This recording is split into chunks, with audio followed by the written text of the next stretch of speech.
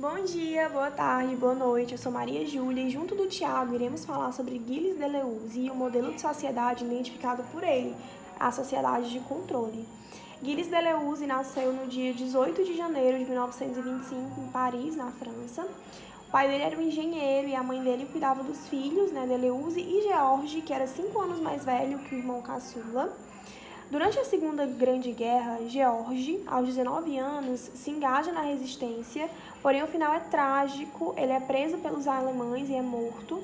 E essa morte nunca foi superada pela família, O filho ele se torna mais um mártir e um ídolo para o irmão. Então, durante a infância, Deleuze nunca gostou do conservadorismo e do familiarismo burguês de sua família e se orgulhava do seu nome simples, que significava Deleuze, do carvalho em português, No início da guerra, em 1939, surpreende a família de férias na Normandia, onde decidem permanecer no interior da França. Então, Deleuze, com 14 anos, começa a se interessar pela literatura francesa através de um professor. Após o armistício, retorna a Paris, onde permanecerão até o fim dos seus dias, viajando pouquíssimas vezes. Ainda antes dele entrar na faculdade, ele já lia o grande pensador do seu século, que era o Jean-Paul Sartre. O amigo de infância dele, o Michel Tournier, o leva pelo caminho da filosofia. Deleuze começa a frequentar alguns grupos e lá ele conhece vários pensadores na época, E muitos dizem em tom de brincadeira e admiração, esse será o novo Sartre, porque ele realmente era muito esperto. O que mais impressiona é o ar de atualidade que Deleuze dá à filosofia, uma concepção não acadêmica, prática, dinâmica, viva, como se ele brotasse dos livros e se encarnasse diretamente nas coisas cotidianas para serem imediatamente usadas. Depois de frequentar um curso preparatório, ele entra para a filosofia na Sorbonne e estuda com grandes personalidades da época. O final dos anos 40 e o início dos anos 50 marcam para Deleuze o final de sua carreira como professor secundário no Liceu de Amiens, onde lecionará de 1948 a 1952. Ele chega em Amiens na terça-feira de manhã e só volta a Paris na sexta-feira, hospedando-se no mesmo hotel onde também estava seu amigo Tournier. A fama de Deleuze é a de ser um excelente professor. Este é um prestígio da qual Deleuze poderá se orgulhar por toda a sua vida, pois ele era muito amado pelos seus alunos, grande inspirador dos jovens aspiradores à carreira intelectual, excêntrico. Seu método pedagógico consiste em chegar na aula com seu chapéu e unhas compridas, retirar um papel amassado do seu bolso do seu casaco, desdobrá-lo lentamente. O professor segue com sua aula sem consultar o papel, amarrotado nenhuma única vez. Suas anotações não são apoio didático, são a prova da extensa preparação da aula depurada em algumas anotações certeiras. O bom da aula é a sua improvisação, embora todos saibam do cuidado meticuloso com que cada passagem foi cuidadosamente preparada. Deleuze dava a impressão de estar no mesmo nível que seu público, mas nada poderia estar mais incorreto. Ele nunca era pego desprevenido. Ele fingia perturbação, fingia que os pensamentos lhe ocorreram no último minuto e coloca para si mesmo, em voz alta, perguntas como quem explora o pensamento de última hora. Pouco a pouco, as linhas do problema vão ficando cada vez mais claras e então o conteúdo, de forma brilhante, é compreendido e absorvido pelos que estão em sala. Depois de 1955, Deleuze é nomeado para o Liceu Louis Le Grand, em Paris, onde ficará até 1957. Seu percurso como ótimo professor continua.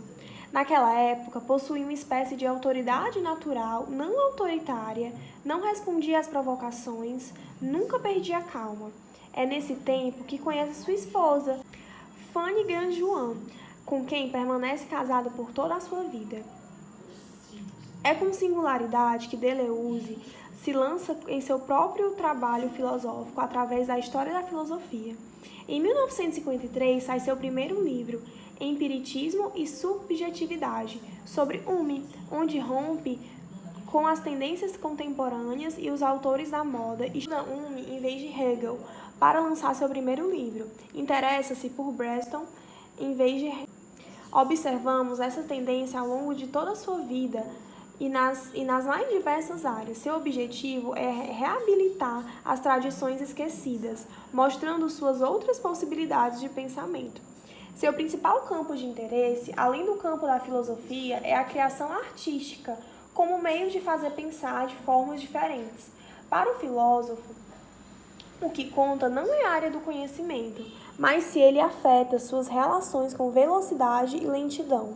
Depois do seu primeiro livro, sobre Rumi, há uma fase de latência onde o filósofo passa um bom tempo sem publicar nada. Havia se tornado assistente de História da Filosofia em Sorbonne, de 1957 até 1960. Em 1962, ele retornou com as publicações com Nietzsche, a filosofia, reabilitando o pensador alemão na história do pensamento. Em 1963, saiu a Filosofia Crítica de Kant, onde aprende que se deve aprender a respeitar os inimigos e procurar aprender com eles. No ano seguinte, Proust e os Signos, Aventura no Campo da Literatura. Em 1975, um livro introdutório, encomendado por Chartelet, sobre Nietzsche. O pensamento alemão se tornou então um modelo do que a filosofia contemporânea deveria ser: artística, criadora, diagnóstica. Logo após, veremos a publicidade bergsonismo, onde Deleuze leva mais uma vez seus filósofos favoritos a falarem sobre a linguagem ousada e atual. No período de 1964 a 1969, ele é professor em Lyon.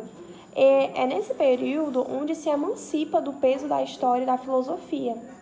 O filósofo começa pouco a pouco a encontrar sua voz e desenvolver suas próprias temáticas. Após maio de 69, Deleuze entrega sua tese Diferença e Repetição, talvez um de seus trabalhos mais importantes. Sua tarefa agora é outra: inverter o platonismo, elaborar uma outra ontologia. É também em 1968 que Deleuze deposita sua tese complementar, a ideia de expressão na filosofia Spinoza. Junto com Bergson e Nietzsche, o filósofo holandês é um de seus grandes mestres, mas parece ser diferente, pois ocupa para Deleuze o lugar de príncipe dos filósofos, a quem mais se dedicou e estudou. Deleuze afirmou que a chamada sociedade de controle é um passo à frente da sociedade disciplinar. Não que esta tenha deixado de existir, mas foi expandida para o campo social da produção. Mas afinal, o que é a sociedade disciplinar? Então, a sociedade disciplinar, o conceito surgiu com a análise dos processos históricos dos séculos à luz.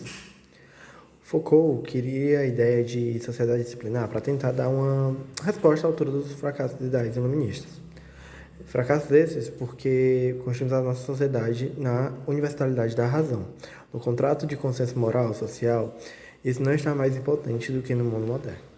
Então Foucault fala que a disciplina é um tipo de poder, ou seja, a sociedade disciplinar é o espaço social de exercício predominante de práticas, uso de instrumentos e técnicas, além de níveis de aplicação que comportem a possibilidade do disciplinamento.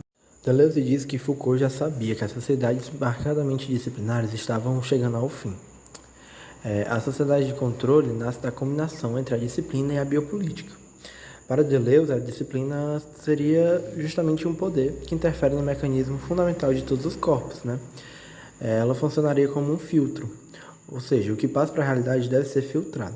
O controle é a nova maneira pela qual se exerce o poder e ele se afasta da disciplina no que concerne à disposição do tempo e também do espaço. Se a disciplina marcava o tempo por territorializações, o controle marca por processo de desterritorialização. Não se trata mais de capturar o virtual, como o fora entre o corpo e a potência. Não há mais o fora. Para que o controle seja contínuo, ele não deve apenas interferir na passagem do virtual ao atual, ele precisa represar essa passagem. A condução dos fluxos na sociedade de controle é canalizada, ou seja, ela é sintonizada. Inclusive, Júlia, a gente pode até diferenciar os dois tipos de sociedade com exemplos. Já que na sociedade disciplinar, ela controla os indivíduos para ter o poder sobre eles, né? Ter poder sobre eles. Nessa sociedade, o poder é horizontal. Ele faz parte de um determinado líder, de um comandante. Ou seja, dessa forma, os indivíduos são submetidos a esse poder e são disciplinados. O pensador Foucault já dizia que, desde o nascimento, os indivíduos já estavam sob a ação desse controle.